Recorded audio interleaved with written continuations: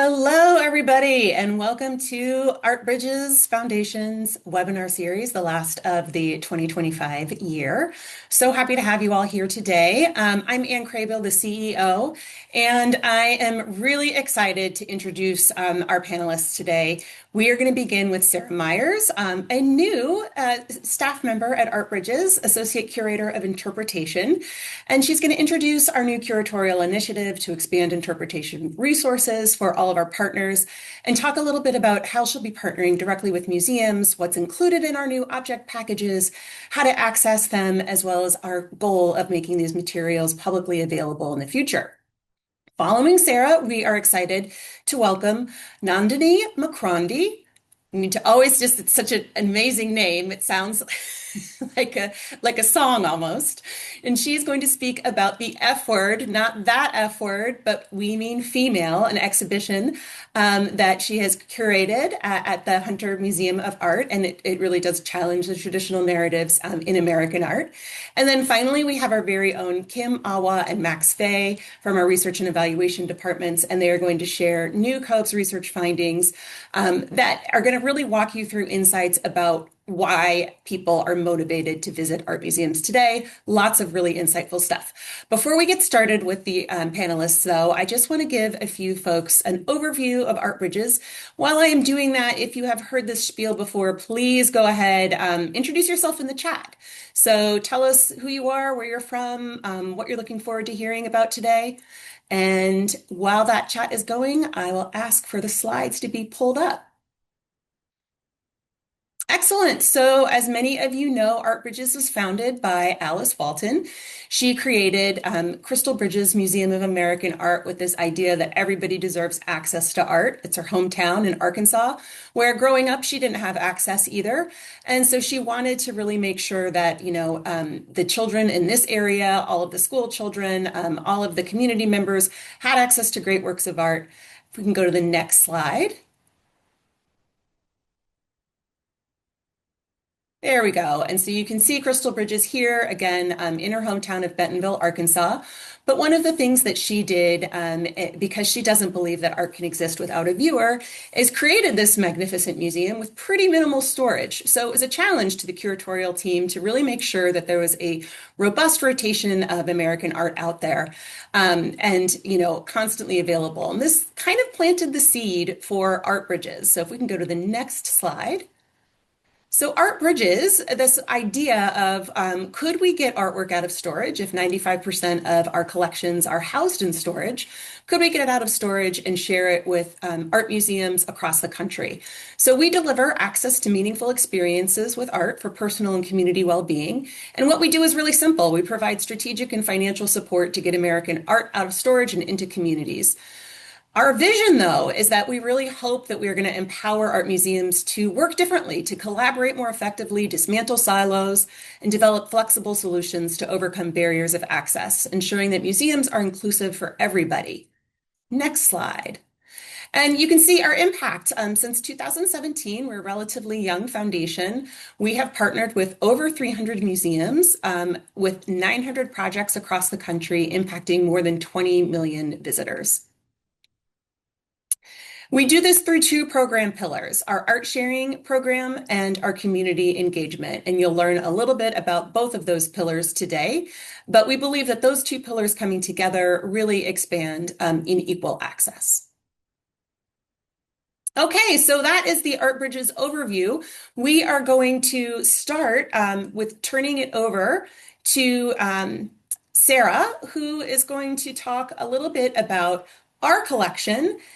We have over 200 artworks available in our collection, and these are available for loan at absolutely no charge, and they also come with learning and engagement funds. So after the webinar, please go onto our database, see what we have available.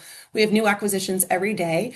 But Sarah is going to talk a little bit more about how we're really investing in interpretation and how she can help with our partners in developing an interpretive plan for our collection. So Sarah, welcome. Thank you, Anne, for the introduction, and hello, everyone. It's great to be here. My name is Sarah Myers, and I'm the new Associate Curator of Interpretation at Art Bridges. I'm so excited to share with you today the curatorial team's new interpretive initiatives. With each new Art Bridges project comes a unique opportunity for our partners to broaden audience perspectives, share knowledge in an accessible and engaging manner, and envision new boundary-pushing narratives of American art.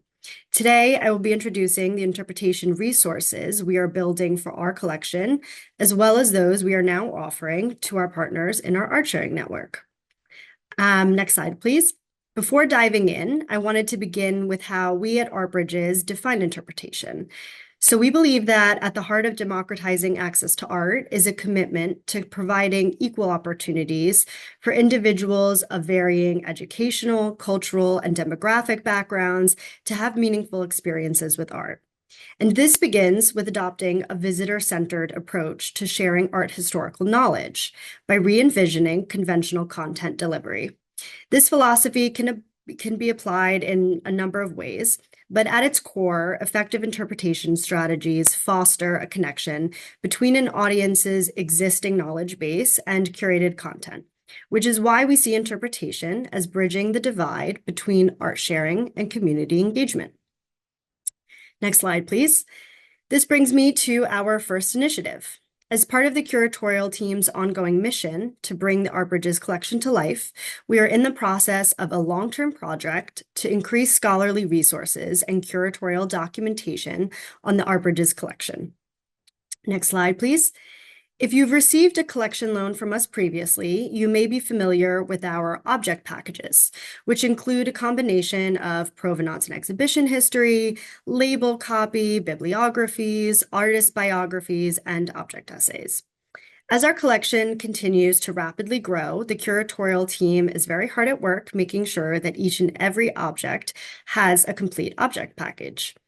We have recently instituted new protocol and an updated style guide that specifically focuses on best interpretation practices. Our goal is to make these object packages accessible to audiences of all backgrounds, knowledge bases, and learning styles. Our intention is that partners can use these resources to learn more about the artwork that they are borrowing from us and plan its curation accordingly. You do have the option to use them directly as didactic material for gallery space, but they are also documents that should be shared more broadly within your institution. They can provide key information to be of use for marketing, educational programming, docent training, and even front-end staff. It is about making everyone feel empowered when they are having an Art Bridges collection in their space. Next slide, please. One new feature you will notice in our object packages is the interpretation resource sheet. These have been crafted collaboratively by the learning and engagement and curatorial teams here at Art Bridges. They are blueprints that provide an overview of your loan's themes, art historical contexts, potential challenges or barriers to access, and opportunities for initiating meaningful dialogue with your audiences, as well as some program suggestions. All of this is in service of our larger, more long-term plan to publish our object packages online as free educational resources on our website. In line with Art Bridges' overall mission to increase access to American art, this will enable students, educators, and general audiences to learn and explore our collection remotely. Until we publish these materials online, we do hope that your teams across all departments find these resources useful in your Art Bridges art sharing experience. Next slide, please. We are also very, very excited to share with you our new oral history initiative. We are currently in the process of conducting oral histories with living artists from the Art Bridges collection. This new initiative takes inspiration from our wonderful Artist Spotlight series. These conversations, which will be published on our website as transcripts next fall, will be essential scholarly resources. At Art Bridges, we are very proud to collect artwork by underrepresented artists. We consider it part of our responsibility as stewards to build and foster scholarship on the art that we collect, and this is a step in that direction. This is A, to contribute to diversifying and enriching the field of American art writ large, and B, so that future borrowers and audiences have all the information and context that they need to fully understand and appreciate the art in our collection. Next slide, please. Beyond building these interpretation resources for our own collection, we are also now offering individualized interpretation support for partners engaged in our art sharing network. This includes the Partner Loan Network, traveling exhibitions, or cohort program. We recognize that not every museum has adequate resources for specialized interpretive services. We have received the feedback that many of you would like to borrow more through our bridges, but you may not have the capacity to make the most of your loan or project. In my new role here, it is my goal to collaborate with partners to develop new interpretive strategies and resources to maximize the impact of their art sharing with art bridges. Next slide, please. So, how can we do that? I am here to work with partners to identify works from the Art Bridges collection that complement a show your institution already has planned, creating deeper connection and richer narratives. We can curate a selection of artworks from our collection to install as a standalone mini exhibition within your institution. We can adapt an Art Bridges traveling exhibition to meet the unique needs and context of your institution. We can integrate Art Bridges collection loans into your permanent displays to experiment with new interpretations and refresh art historical narratives without the need for a full reinstallation. We can also use this as an opportunity and a tool for strategic planning. If your team is considering acquiring works by a particular artist or within a certain genre, we can place similar Art Bridges loans within your galleries as a sort of trial run, helping you envision how potential acquisitions might fit into your collection. These new interpretation offerings do not require a separate application, and they do not provide additional funding. They are strictly research and development support. We collaborate directly with partners on an as-needed basis, providing curatorial guidance, didactics, and any other additional interpretive materials that you really can think of. You can reach out to me at any stage in your Art Bridges journey, whether you're considering initiating a project with us, in the process of applying, or have already had your loan approved. Next slide, please.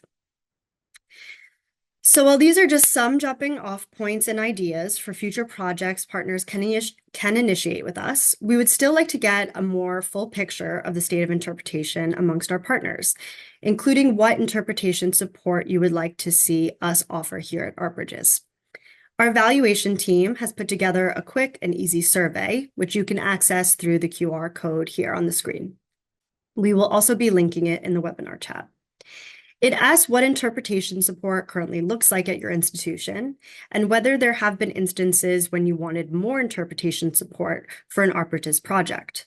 The last question is open-ended. It asks what interpretation resources or tools would be beneficial to your work.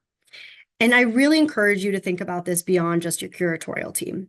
Think broadly and creatively. It could be anything from, I wish we had a budget to create digital interactives or to train and contract docents, really whatever you can think of that could help your institution fulfill its mission, we want to hear about. The survey is just 3 questions and it is completely anonymous, so do please share as much as you can to help us ensure our new interpretation support best serves you. Next slide, please. So thank you, and I look forward to collaborating with some of you on future interpretation projects. Thank you so much, Sarah. We are thrilled to have you on board, as so many of our partners have been asking for more support with interpretation and research regarding our collection. So now I am going to introduce Nandani Makrandi, who is the chief curator at the Hunter Museum of Art. And over her 2 decades in the field, she's expanded and diversified the Hunter's collection, curated more than 90 exhibitions, and championed artists whose work broadens and deepens the story of American art. We're really thrilled to be able to help support this exhibition and sharing it with our partners. And this is another one of our art sharing pillars. So we have our own collection, but we also support traveling exhibitions. And when we do that, we not only support the originating institution in financially, but we also help support the shared costs so that the cost to our partners, to the borrowing institutions, are really, really minimal, 20 to 70% covered by Art Bridges. And then we also provide a learning and engagement award to activate that exhibition in new ways. So can't wait to hear more about this exhibition and have our partners, if you have questions while the presentation is going about this exhibition or anything else, please don't hesitate to drop that into the chat. And I will go ahead and turn it over to Nandandi. Nandandi, sorry. Hello, everybody. Thank you so much for joining us. It's so great to see people from across the country tuning in for these webinars. We've been partnering with ArtBridges on multiple projects for a number of years and are really excited to travel part of our collection through this process. And I'm going to share my screen with you, so give me just a second.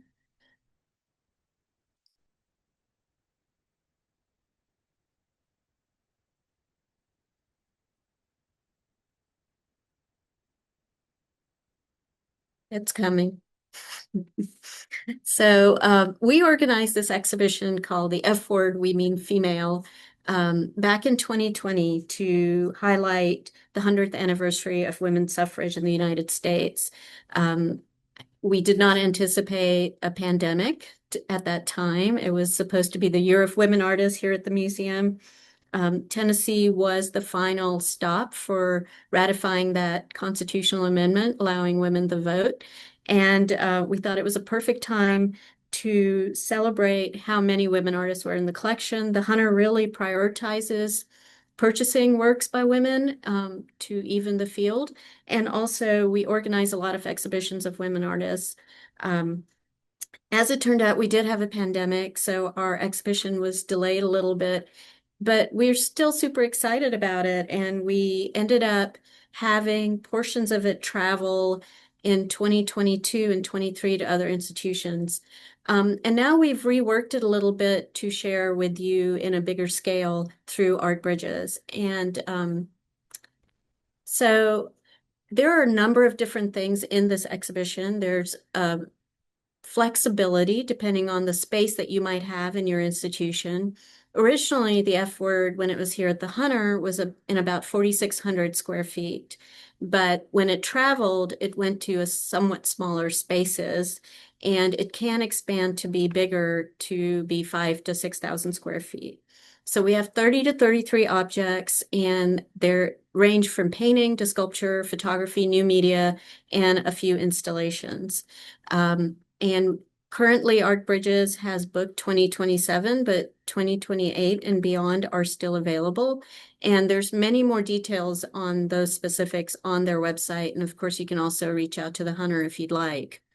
I want to tell you a little bit about some of the works in the show. Like I said, it is a little bit flexible. The primary themes are textiles and domesticity, expressing identity and navigating social roles as women, and then pioneering innovative techniques using very traditional materials. And although we do have these three overarching themes in the exhibition, they're all interchangeable. And you will see as we go through these images that works can certainly be changed into different groupings, and they definitely speak to each other. But the first section, textiles and domesticity, women were using what's considered a traditionally female material of fabric, often in the 20th century. And Miriam Shapiro, who's featured here, was one of the first to push that envelope and realize that art shouldn't be viewed as merely decorative when it was by a woman artist using textiles. And so as she pushed this forward, she used collage, sewing, embroidery, acrylics, all kinds of things. And this major piece by her called In Her Own Image is one of the centerpieces, early centerpieces of the exhibition. But there are several other women in the exhibit also kind of pushing this conceptual idea of craft and domesticity and subverting this tradition in the art world. And here are two of the others. And these are some of the bigger installations in the exhibition.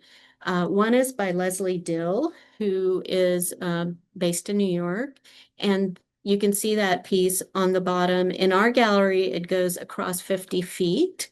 And it's really gorgeous, kind of the centerpiece of the exhibition. It can just, I want to emphasize flexibility. It can be installed in 25 feet as well. We just take some of the banners away and showcase the figure with the central banners. We have Beverly Sims, up in the upper corner there, where we have 4 dresses with a ceramic pot, speaking also to the conceptual idea of a woman's body and clothing as vessel. And both these artists use fabric, text, the figure in such unusual ways, and challenge us to think about the role of clothing in our everyday lives. 2 more artists we have so many artists in this exhibit. I had a hard time pulling these slides, but 2 more major artists who are fitting this idea of textiles and domesticity, but then crossing over into navigating social roles and expressing identity, are Bisa Butler, whose quilt works are just kind of amazing takes on a new way to paint using fabric. And this work is a full-size quilt talking about identity and African American identity. And then in the right, you have Sarabi Seraph, which is our video work that's in the exhibit. And it is a woman that is simply folding a basket of laundry, but it is choreographed like a dance. And we have guests watching that endlessly on loop here when it's on view, because it's so fascinating to take an everyday idea and push it to be something so much more as a stand-in for our daily existence. Many, many, many of the artists in the Hunters collection and in this exhibition are exploring identity through different realms. What I'm showing you here are mostly artists who identify as bicultural or multicultural, coming from different countries, or in the case of Kay Walking Stick, and coming from an indigenous background, but trying to assimilate into the larger American realm of art. But they're all looking at their own identity, but also how they fit in with the American landscape.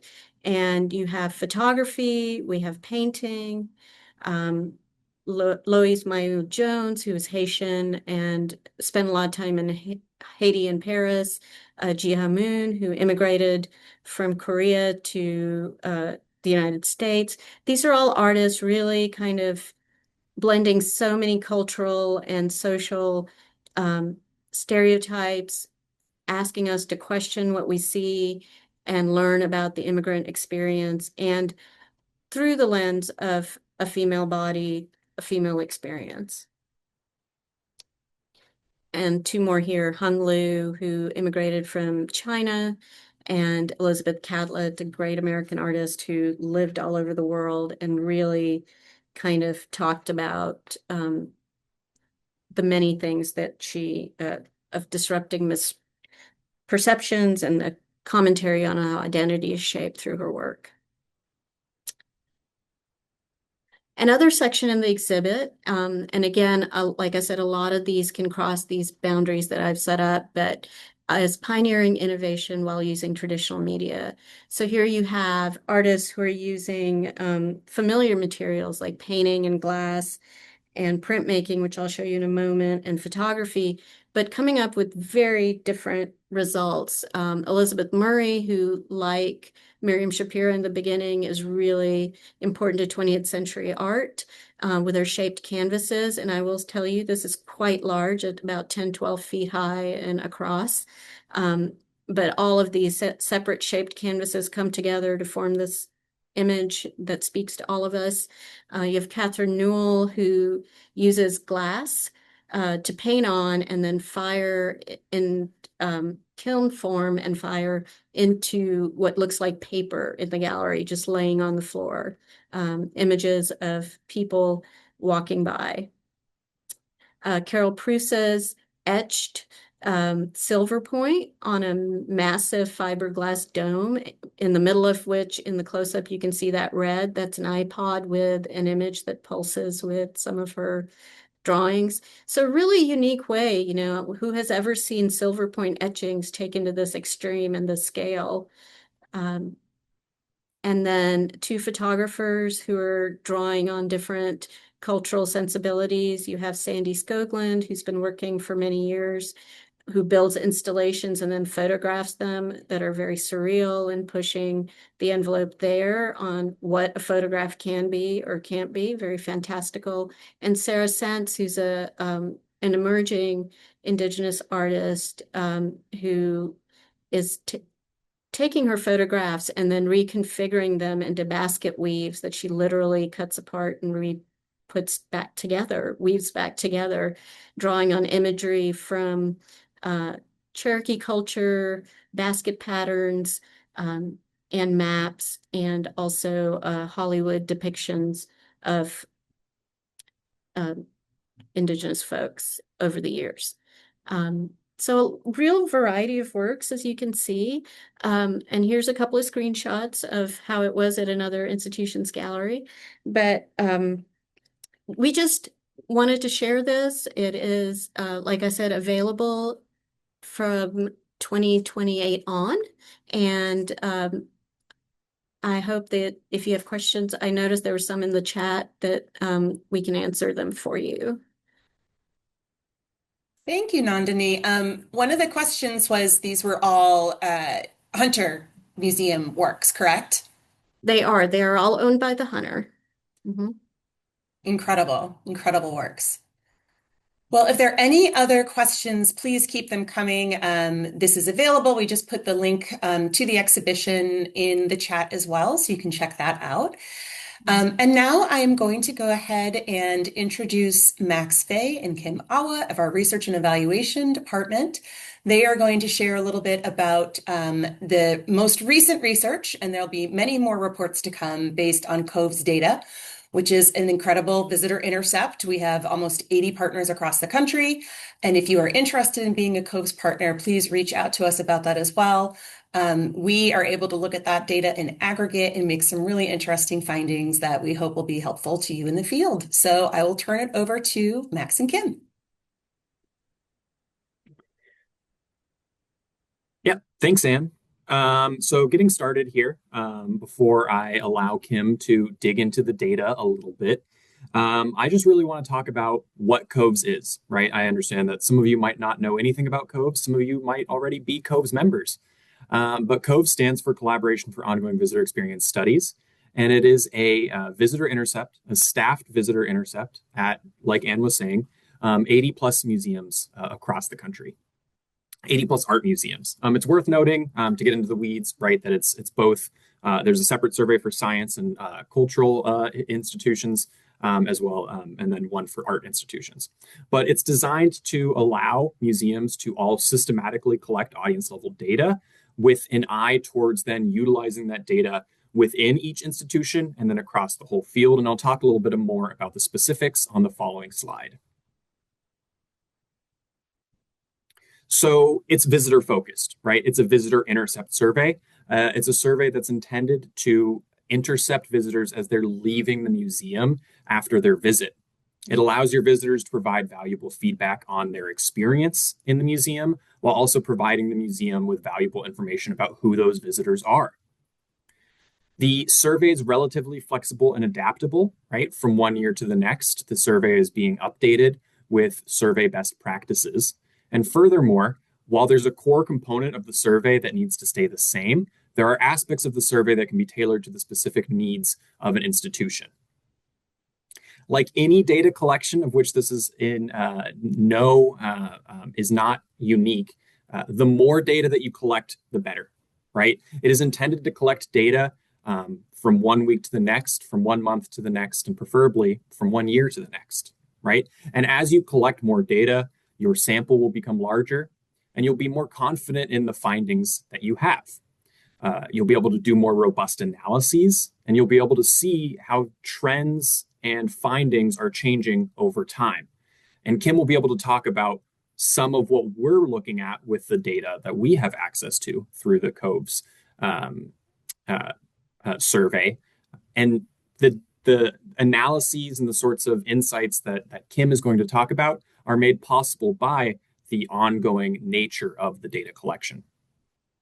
Now, one of the strongest and most unique draws of COVES is the fact that because there are 80 plus art museums across the country, all utilizing the same core survey, we can then compare those results across all of those various museums, right? So it's not just data of your own museum, but also data that lives in an aggregate dashboard online. And so you can view how your data compares to the national average across that representative sample of 80 plus museums across the country, which is invaluable, right? To be able to benchmark yourself against those who you view as your peers. And lastly, because this is such a large community that are all utilizing the same survey instrument, there's also a collaborative community that's a part of that, right? So with our association with the Museum of Science Boston and Crystal Bridges Care right down the road, we help to put on a variety of different community of practices and various other ways in which we kind of convene this community together. All right, on the next slide, I'll just very briefly touch on what sort of data is collected by COVES at a very, very high level before Kim is able to talk a little bit more about a very specific question that's a part of the survey. So what does COVES tell us, right? COVES tells us who visits the museum, right? Who are they demographically? What does the makeup of their group look like? How large is the group? What are the ages of the people in the group? Why did they visit, right? What were the motivations for why they came that day? What did they do? What did they see? How did they interact with the museum while they were there? And then finally, how did they feel about all of it, right? Did they enjoy their experience? And how did the experience at the museum make them feel on a personal and psychological level? So with that brief overview, right, I'm going to get out of the way and allow my amazing colleague, Kim, to talk a little bit about the data and what we've been doing with it. Amazing. Thank you so much for that overview of COVES Max. And again, as Anne introduced, I'm Kim Awa, the Research and Evaluation Specialist here at ArcBridges. And today, with that quick overview of COVES in mind, I really want us to zoom out and ask a simple question. Why are people motivated to visit art museums? Next slide. So when visitors fill out this COVES survey, they're asked to share up to 2 main reasons for their visit that day. These individual reasons are grouped into 6 broad themes based on museum research by John Falk. And they include social enjoyment, learning and pursuing interests, popularity, relaxation and recuperation, social learning, and social contacts. So what we're looking at today comes from the COVES dataset of more than 30,000 museum visitors across 88 art museums collected since 2021, and over 50,000 motivations people had provided in total. So this gives us a really rich picture of what's drawing people into museums across the country. Next slide. I'm going to start by sharing a national overview of what motivates people in general. And then we're going to zoom in to see how these motivations shift across different life stages, starting with younger visitors, then moving to mid-age visitors, and then finally older visitors. Next slide. So let's start with the national view. When we look at the data across all visitors, 2 motivations clearly lead the way. The first is social enjoyment. So roughly 41% of visitors select this as one of their top reasons for visiting. Museum goers are coming to spend meaningful time with someone, so a friend, a partner, family, and to enjoy these experiences together. Close behind social enjoyment is learning and pursuing interests at around 40%. When we imagine a typical museum visit, we're seeing people who are blending social connection with curiosity. They want to be with others, and they comparably also want to learn something new. Next, we have popularity at roughly 30%. That's about 1 in 3 visitors saying they came because they hear good things or see the museum as a destination worth checking out. Next is relaxation and recuperation, coming in at roughly 1 in 4 people. So this suggests that for many, the museum is functioning as perhaps a quiet, restorative place. It's somewhere that people like to go to slow down and perhaps just take a breath. And then we have social learning at roughly 11% and social contacts at 8%. And while these motivations are smaller, they are still important. These reflect visitors coming to learn alongside others or to meet new people at the art museum. So altogether, what this reaffirms to many of us on this webinar is that art museums are not just about objects on walls. They're functioning as learning spaces, yes, but also as spaces for connection, for rest, and for meaningful social time. Now that we've seen the big picture as kind of this baseline, let's explore how these motivations shift across different age groups. Next slide. We're going to start with younger visitors, grouped together between ages 18 and 34. You can see their trend represented by the dark pink line in the graph, while the black line shows all other age groups combined. I want us to focus on where the dark pink trend line is higher than the black line. This specifically is where these visitor motivations are unique above and beyond other ages. The most dominant motivation for younger visitors is social enjoyment, around 44%. So again, roughly 1 in 2 people. Interestingly, relaxation also ranks higher uniquely for this group compared to all other ages combined at roughly 28% or 1 in 4 visitors. This suggests that museums are offering something restorative, particularly to younger audiences. Perhaps again, a calm environment, a break from work, or using the museum as a flexible third space. While some motivations are high, yes, you'll notice that they actually fall below the levels we see in other age groups. So the motivations that are most unique to younger visitors, what really defines this group are social enjoyment and relaxation. They still value learning, yes, of course, but they're choosing museums primarily for the social experience and the sense of restoration that these museums provide. Next slide.